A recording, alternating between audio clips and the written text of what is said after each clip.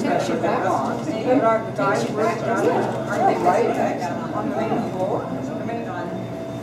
Years as a community advocate.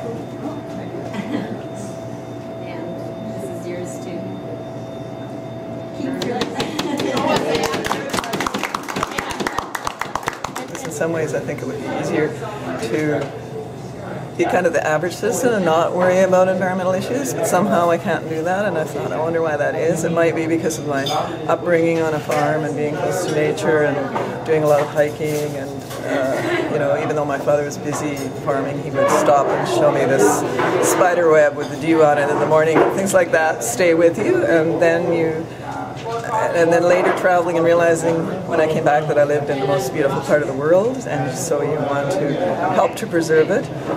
But also traveling gives you a perspective how fortunate we are and what we have, and I think if more people kind of realize that right now North Americans in particular are taking up way more than their share of the world's resources, and in fact it's impossible for the whole population of the earth to do that. We all have to cut back a lot on our standard of living. So that's why I make a lot of the decisions that I do. I really think of it from a global perspective, although I act personally because quite a while ago I decided that's the only person that you really have influence over is yourself. So I just decided, for instance, that I would not use any more disposable cutlery, dishes, etc. So I don't. And that was a result of listening to a woman talking about recycling years ago and realizing that I'm just one person throwing away this cup, but think how many there are. And so if you think about it as you're one of many, and all you can do is what you can do.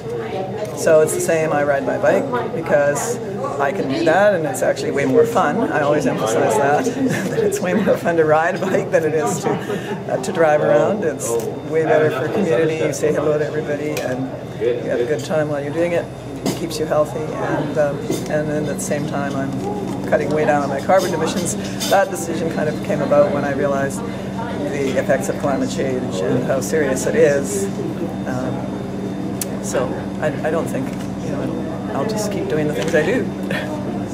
In addition to the sort of my long-term work with various groups like the Council of Canadians, and that was on the Kamloops Labour Council, and as I was a QP member for years. But also when various issues come up, like the ACC proposal to incinerate ties in Kamloops, which was not a very healthy idea for the citizens here.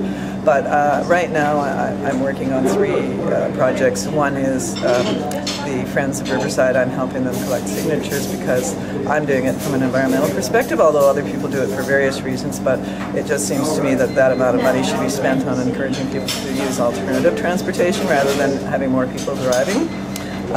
Then another one that's happening right now, of course, is the Ajax mine proposal, which would be too near to the city of Kamloops with a huge open pit mine with we're downwind from that, and in the larger view of that too, it's the idea that how much more do we need?